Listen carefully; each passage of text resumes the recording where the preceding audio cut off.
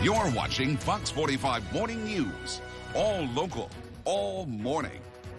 Coming up, we are Nicoline. Now, it's been a while since kids have been in school, but that doesn't mean that they know all the best ways to keep their minds active during this time. In fact, we have an expert. She's in our studio right now taking your calls about summer brain drain.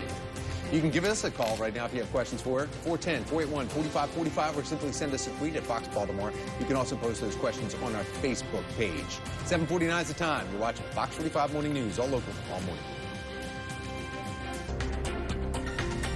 Any time is a good time for learning. That includes summer, when kids are often less productive, but it doesn't have to be that way. For this week's Take Action Thursday, we are joined by Dr. Nicoline Ambe. Her book, Above and Beyond, gives tips on how to keep kids stimulated during the summer. Good morning. Thank you for coming in. Good morning, Patrice. Thanks for having me. All right, so you got a lot of great tips because sometimes it can be challenging to have kids stay motivated when it comes to learning, but it doesn't have to feel like learning. No, it doesn't have to be. So as parents, we have to find a good balance between fun and learning so that kids can continue to learn over the summer. And one of the things that you say in your book is that everything can be a learning experience. Certainly. So I use the SUMMER acronym to describe some things that parents can do. Okay. So S is to stay active. Physical activity and outdoor play help children stay mentally and physically active, which is great for brain development. And you would think that in the summer when they have free time, kids are up and, I mean, that's what we grew up doing. We were outside ripping and running, but kids aren't like that these days. Not so much with technology.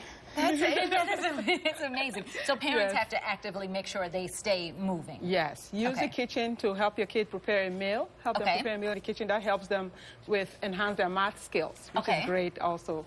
And then the M is to monitor computer use. And TV, video game. Limit that to an hour a day and get them free and engage in online learning activities instead. Okay, yeah, and not always the games. You can use a computer, but maybe some learning in there. Yes. Okay. And you also want to make every activity a learning activity. So plant a simple garden to teach them the benefits of growing their own food. You may also want to recycle, start a recycling program to teach them the benefits of preserving our planet. That's fun. Yes. That's fun to do. And the E in summer is to engage your child. We're very busy over the school year, picking up our kids, going to work. So you want to use the summer to engage with them, to connect with them, to bond with them, to empower them, and to inspire them to be better. Okay, and then finally, the R is to read. My favorite. I know, reading. There's never anything wrong with reading. Take your child to the library, encourage them to pick a book that they love to read about, and ask them who, what, why, when questions based on the book. And I had to write book reports over the summer. I mean, my dad was an educator, so I wasn't getting around that. My mom wasn't having that either. So. Yes, absolutely. So that's a great way. All right, well, we're going to get you to stick around after the break and take whatever calls that you might have. Parents, you might be looking for more tips about how to stimulate your kids during the summer. So if you do have questions, our phone lines are open at 410-481-4545. Of course, you know you can always tweet us at Fox Baltimore. You can go to our Facebook page as well.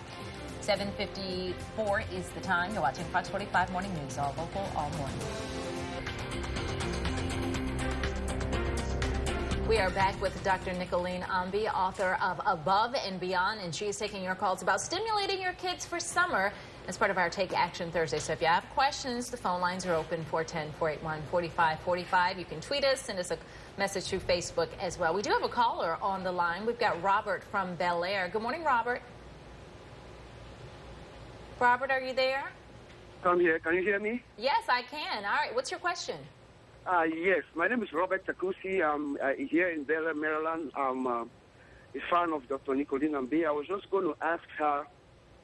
I followed her a lot, and I wanted to know if she's going to do one of those webinars this year. Okay. Where children around the country engage and listen to her.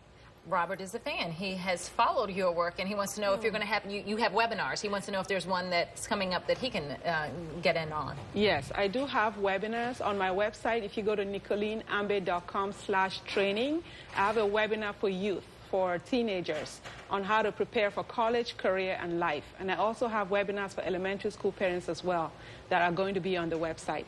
Because that's what your book is about. I mean, we're giving tips to parents about how to engage their kids during the summer, but your book is even more about how to get kids into good schools, into college, and make sure they succeed. Certainly.